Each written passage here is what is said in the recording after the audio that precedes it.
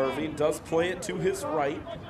That's Evan Caldwalder, who plays a long ball in the direction of Vincent. Vincent heads it on to Williams, but it's the left back, Stephen Wayne, able to get there first, and it's cleared long and strong, where Cardiff Met will have to reset things from the back line.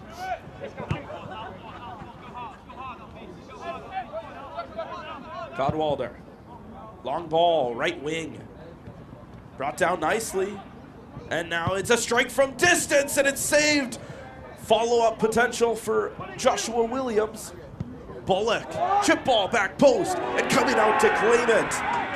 A mighty wide receiver in Max Diamond to keep things the way they are at 6-0. It was an American football reference, Harrison, if you weren't too keen into it. I've watched a bit of American football, but not too much, you could say. I would have called him Tyreek Hill, but I don't think Tyreek's quite that tall. Line drive ball, snuffed out by Bullock, who nearly played the ball with his hand there, but winning the ball for the Archers is Barney Sodi. Midfield possession, it's Ben Spano. Having to play it back to his back line. But Bristol have looked a little more confident on the ball this half, wouldn't you say, Harrison? Yeah, Bristol have looked, I think they've tightened the score, you could say. I think we've had 18 minutes, by 18 minutes prior, they conceded 5. And I don't think in those 18 minutes you really saw any opportunities from them. Now, I think the game plan here, we've got 27 minutes. I doubt the referee will give any stoppage. You've got 27 minutes, 6 goals. It's going to be quite difficult to see what they'll actually do. I reckon we might have 6-7 minutes of stoppage, but probably not. Possession for Bristol, and it goes back and forth for Williams. It's Callum Jenkins having to fight off 2 defenders.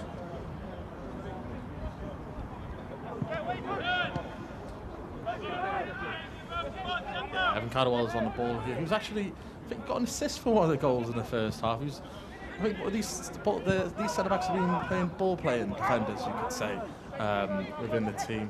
As Bristol look to have an attack now, he sees the keeper off his line, but Harry Irving is there just to palm it down. There's no real danger there for Cardiff Met. That would have been impressive if that was how they got on the score sheet, but it was not to be. And Cardiff Met, as they have done so many times already this match, can start to work right to left.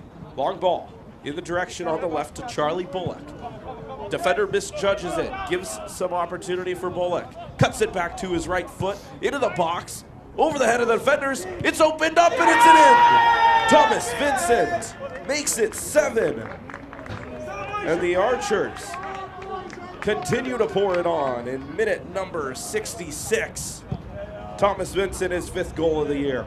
Bullock, what a ball. He's surely one of the man of the matches. And right there, you could see it.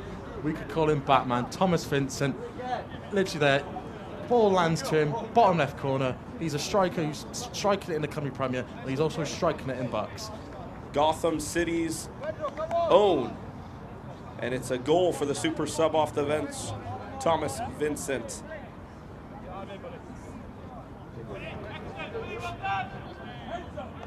(7-0), and we'll get underway once again. Bristol going left to right as the sun begins to set here in beautiful Cardiff, Wales. That's something we haven't really touched on yet. You know, coming from Indiana, it certainly has its perks, but there's nothing quite like the Gower Peninsula and the various naturistic values that Wales possesses that Indiana doesn't quite have. We'll never see the sun in Wales. Ooh. Well, we're seeing it right now. It's a beautiful day for some football, wouldn't you say? He's really done a terrific job here today. Extremely efficient. And he's got some solid bloodlines, doesn't he, Griffin Leonard? Thanks, Jack. You know, you hear a lot about basketball families, and the Mabry family name certainly is on that list. Ryan's got 4 older siblings, all of whom played college basketball. Notably sisters Dara, who plays for Notre Dame, and Marina, who's in the WNBA with the Chicago Sky. The family as a whole boasts over 1,000 three-pointers made, with Ryan the latest add to that tally. He's made the second most three-pointers this season on the Redhawks, and the 2023 All-MAC freshman team inclusion, has 89 dribbles in his career, including 3 tonight. It's just a Mabry thing, guys. Thank you, Griffin. I have 3. 1 quarter in the books, 3 more to go, and a lot to be desired for Ball State. But first, Cardinal fans, a reminder, let's get social. Your timelines will thank you by following Ball State SportsLink on social media. Just search at BSU SportsLink on Twitter, Instagram, TikTok, or Facebook to stay up to date on all things Ball State sports. SportsLink's own Evan Cummings out here running socials, so make sure to check out the timeline for some good quality content from Evan himself. Welcoming you back to Rocket Mortgage Fieldhouse, Griffin Leonard, Sam Niger. 1 quarter down, Ball State just 5 points in the opening 10 minutes. Yeah, and it's one thing to not shoot the basketball well. That happens. And that happens for Ball State seemingly more often than not against Kent State. But it's quite another to not want it more. And it seemed like Ball State didn't want it as badly as Kent State did in that first quarter. 6 second chance points for the Golden Flashes compared to none for Ball State. If the Cardinals secure a couple of defensive boards, especially on some of those possessions where Kent State is getting 3, 4 offensive boards in a possession, I mean, you wipe those 6 points clean, we've got ourselves a much closer ball game. The offense will come for Ball State, but the hustle has got to ramp up here at the start of the second. The hustle's got to ramp up. It looks just a bit stagnant. There's just not a lot of movement. And they're waiting until late in the shot clock. It's a lot of what we saw from Buffalo in that first semifinal. Now, they ended up winning the game, but I'm seeing a couple of similar signs. So I'm curious as to see what Coach Brady will be drawing up here in quarter number 2. Ball back underway. Ball State in the white uniforms with the red trim, working left to right. Kiefer, top of the key. Becky, crossover. Into the corner for Hampton. Hampton's going to try a triple, and she splashes it down. 3 ball, Nyla Hampton. And a travel in transition. The MAC Defensive Player of the Year hits a bucket and forces a mistake, and that's the momentum that the Cards needed out of the timeout. Yeah, we've seen little flashes here and there, no pun intended, from Ball State that where they've turned defense into offense and they've fed off of offensive buckets. They've got to have more of that. They have got to create chaos against this Kent State team. Cards down 6 after the triple from Nyla Hampton, and Allie Becky with the basketball. Finds Richard on the right elbow. She throws a lob into Kiefer. Bad positioning from Kiefer, so she has to work it back out. Here's Bischoff. Kick to the right corner for Becky. 6 on the shot clock. Swing left. Bischoff will drive the lane and miss the layup off the underside of the backboard, and it's rebounded by the Flashes. Shoemate working to her left, swings it for Deanna Gray, and now a 3-ball catch and shoot by Bridget Dunn, and she knocks it down. That's her second triple of the game, and she's got 6. Ball State cannot afford to let some of these Kent State shooters heat up. It's been a solid start for Dunn as well as Jenna Bash. Nyla Hampton at the left elbow, down to the block for Richard. She turns, fires, and misses. And that's one of those that she was making without hesitation on Wednesday, but just as the majority of her fellow Cardinals go, she's unable to find the basket at this moment. 9-point lead for the Flashes. Gray, swing top of the perimeter. Pull up, and it's blocked. Blocked by Richard off the shot from Morris. Cards go left to right. Moving quickly, Hampton. 20 feet out, Kiefer, off-ball screen. Tried to free up Becky, but Kiefer gets it back instead. Hampton.